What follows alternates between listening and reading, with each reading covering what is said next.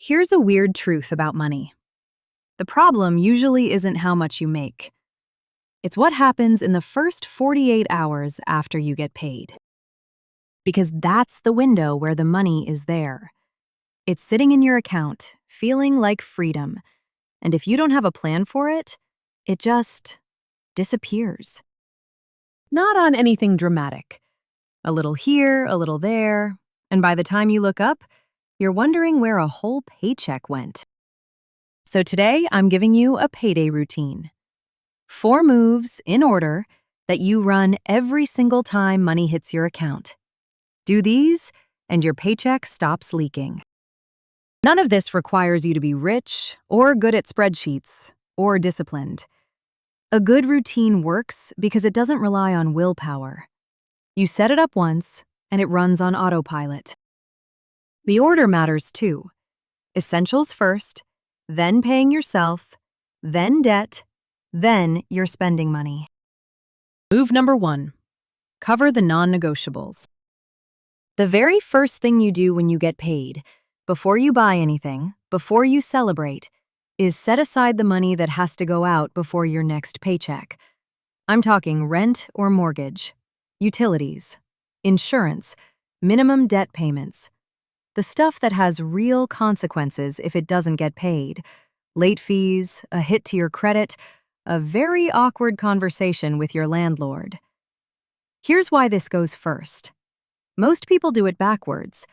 They spend a little, save a little, have some fun, and then hope there's enough left when the bills come due. And when there isn't, they're scrambling, moving money around, maybe putting groceries on a credit card. That stress is completely avoidable. So the second your money lands, look at what's due before you get paid again, and mentally, or literally, wall that money off. Some people keep a separate checking account just for bills and transfer that amount over immediately. That way, the money in your spending account is actually yours to spend. No guessing. If your income is irregular, you freelance, you work on commission, your hours change, this step matters even more. On a good paycheck, cover the essentials for the lean weeks too. Pull forward.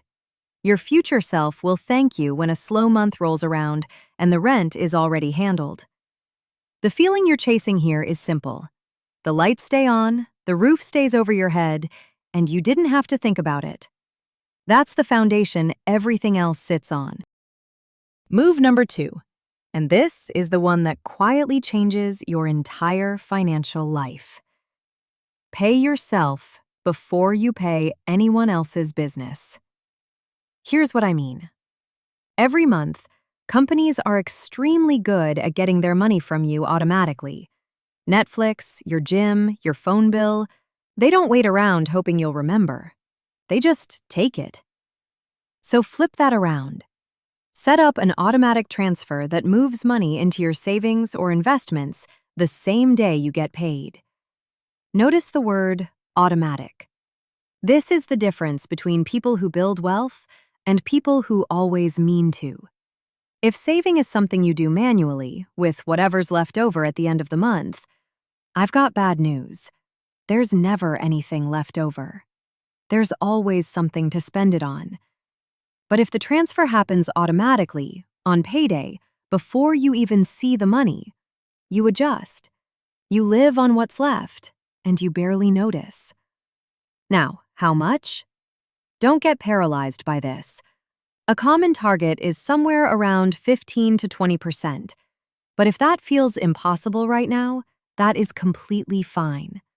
Start with something small enough that it doesn't scare you. Even $50 a paycheck. The exact number matters way less than the fact that it's consistent and automatic. And where does it go? 2 buckets.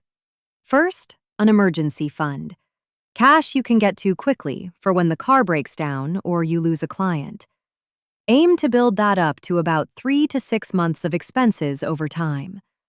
Once that's solid, the money starts flowing into investing for the long term.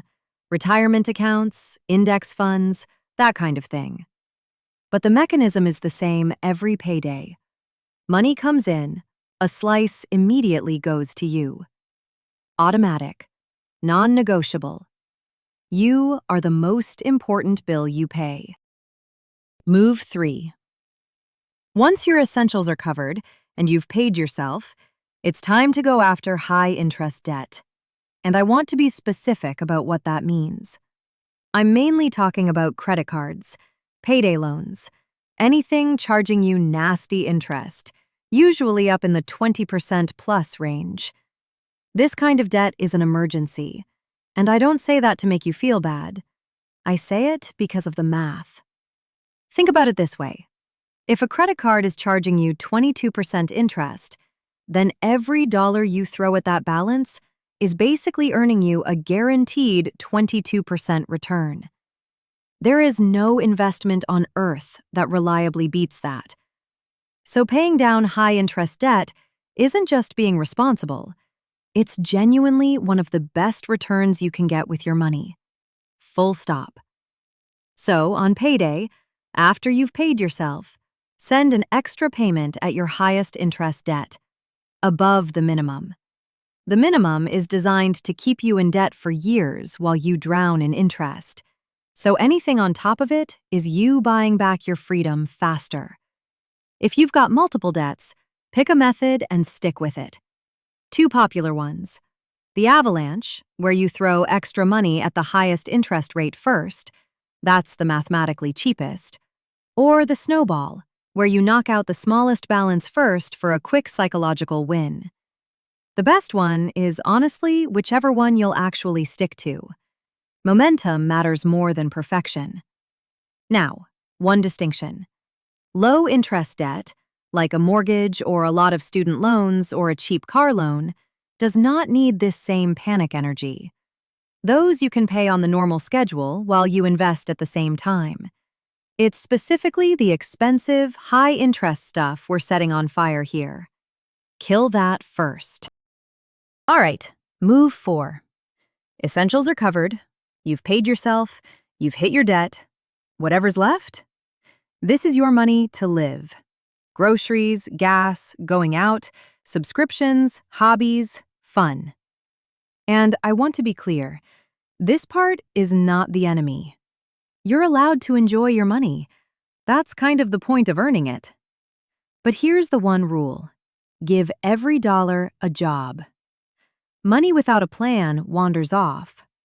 Money with a purpose sticks around. That doesn't mean tracking every latte in a spreadsheet if that's not your style. It can be as loose as a few rough buckets. This much for groceries. This much for going out. This much is guilt-free fun money. When you decide in advance that a chunk of money is for enjoying yourself, no guilt, no second-guessing, 2 things happen. You actually enjoy it more, and you stop accidentally overspending, because the fun money has a ceiling.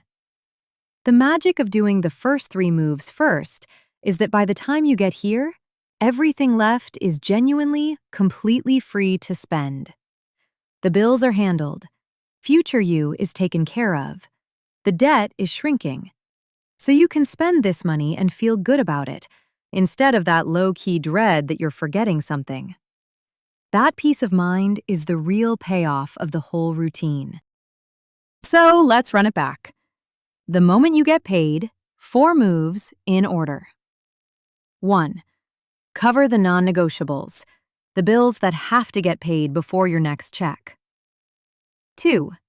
Pay yourself first, an automatic transfer to savings and investments the same day before anything else. 3. Attack high-interest debt. Send extra at those brutal credit card balances. And 4. Give the rest a job. Your spending money, planned out, guilt-free. Essentials, savings, debt, spending. Set the automatic pieces up once, and this whole thing basically runs itself. If this was helpful, do me a favor and hit subscribe. I make videos like this every week to help you get your money working for you. And drop a comment. Which of these 4 is the one you're going to start doing? I read every single one. I'll see you in the next one.